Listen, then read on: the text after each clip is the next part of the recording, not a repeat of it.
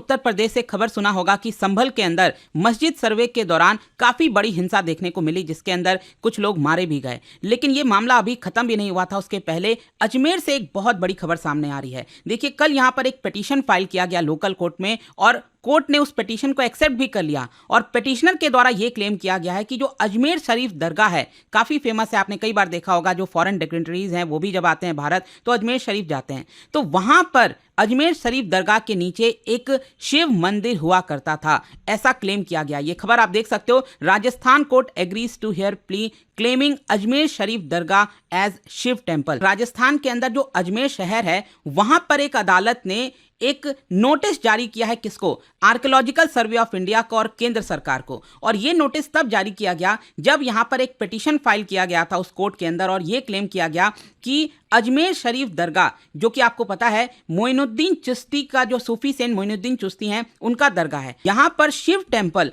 मिला था पहले, मतलब ये पहले शिव टेंपल हुआ करता था उस दरगाह के नीचे, ऐसा पिटीशन में क्लेम किया गया है। और ये जो पिटीशन है मैं आपको बता दूं, ये सितंबर में ही फाइल कर दिया गया था, लेकिन अब जाकर कोर्ट ने इसकी सुनवाई की और यहां पर नोटिस जारी कर दिया। जो पिटीशनर्स एडवोकेट हैं, आप देख सकते हो, इनका नाम है योगेश सिरोज।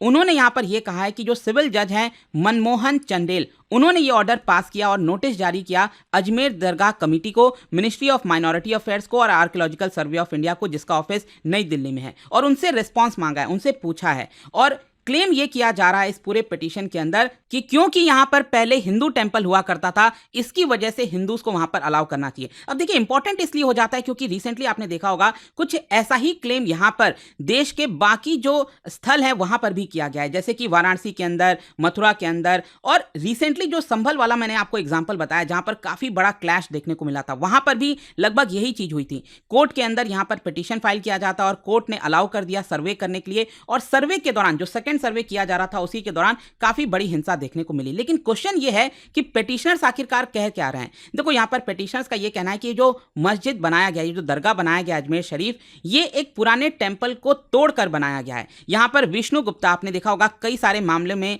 इन्होंने पिटीशन फाइल किया, जो कि चीफ हैं हिंदू सेना के। उन्होंने यहां पर यह कहा है कि जो अजमेर शरीफ का मामला है, इसमें हमारी डिमांड यह है कि अजमेर दरगाह को डिक्लेयर कर देना चाहिए एज अ संकट मोचन महादेव टेंपल, ये बना देना चाहिए। So if Dargah has any kind of registration, उसको कैंसिल भी करना चाहिए, और सबसे इंपॉर्टेंट है कि इसका सर्वे हो, जो कि एएसआई के द्वारा होना चाहिए, आर्कियोलॉजिकल सर्वे ऑफ इंडिया के द्वारा, और हिंदूज को राइट मिलना चाहिए कि वो वहां पर पूजा कर सकें। अब देखिए, कोर्ट ने यहां पर जो पूरी हियरिंग है वो नेक्स्ट 20th ऑफ दिसंबर को रखी है, तो अगली हियरिंग 20th ऑफ दिसंबर को रखी है। और यहां पर जितने भी नोटिस भेजे गए हैं, चाहे वो आर्कियोलॉजिकल सर्वे ऑफ इंडिया को हो, दरगाह कमेटी को हो, मिनिस्ट्री ऑफ माइनॉरिटी अफेयर्स को, उनका अब जवाब अब देखना होगा कि वो लोग क्या कहते हैं। लेकिन यहां पर क्वेश्चन ये भी आता है कि आखिरकार पिटीशनर्स ने ये क्यों क्लेम किया कि पहले वहां पर शिव मंदिर हुआ करता था, तो ऐसा वो क्यों कह रहे हैं? क्योंकि ऐसे कहने को तो कोई भी पिटीशन फाइल कर देगा, और क्या कोर्ट को ये एक्सेप्ट करना चाहिए, ये बड़ा क्वेश्चन उठता है। तो देखिए, यहां पर जो पिटीशनर है उन्होंने क्लेम किया है कि एक बहुत नामी पर्सन है जिनका नाम है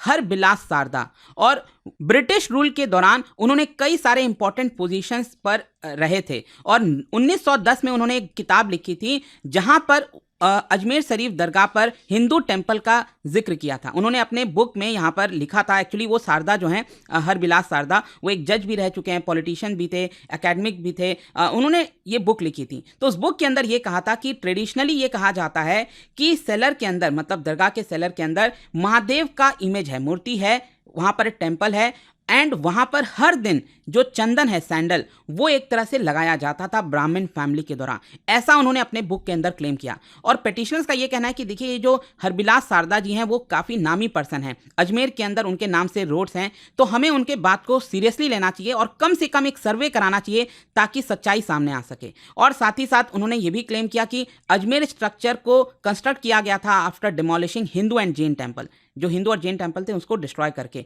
और यहां पर उन्होंने ये भी कहा है कि लोकल्स का ये भी मानना है कि 50 साल पहले एक प्रीस्ट जो है वहां पर पूजा किया करते थे, वहां पर एक शिवलिंग हुआ करता था, लेकिन उसको बाद में शिफ्ट कर दिया गया बेसमेंट में। तो कम से कम यहां पर जब सर्वे होगा तब हमें इसके बारे में क्लियर पता चल पाएगा। अब देखिए, यहां पर एक और चीज बोला गया कि जो अजमेर, ये जो शहर है, इसका पहले नाम अजय मेरू हुआ करता था। उन्होंने ये कहा है कि चिश्ती साहब यहाँ पर उनका जन्म भी नहीं हुआ था, वो यहाँ से बिलोंग भी नहीं करते थे, तो उनके पहले कौन था? तो पिटिशनर का कहना है कि पृथ्वीराज चौहान थे उनके पहले, एंड इस शहर को इसीलिए अजय मेरू कहा जाता था। और अजय मेरू मैं आपको बता दूं रिसेंटली काफ़ी न्यूज़ में भी था, क्योंकि राजस्थान सरकार ने रिसेंटली क्या किया है कि जो एक होटल है अजमेर होटल खादिम, जो कि आपका डायरेक्टली राजस्थान सरकार के अंदर में आता है, उसका नाम चेंज करके अजय मेरू किया गया है।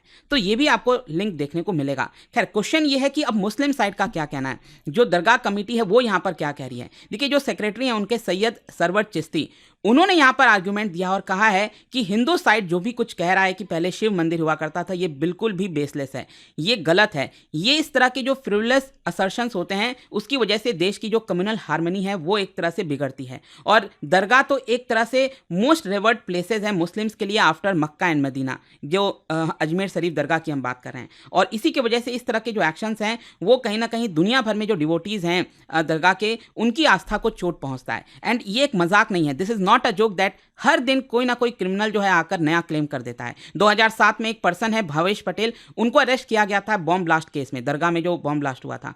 और दरगाह सभी धर्मों के लिए ओपन है, मतलब कोई भी धर्म का व्यक्ति जो है वहां पर जा सकता है और उनके लिए हमेशा वो ओपन रहेगा।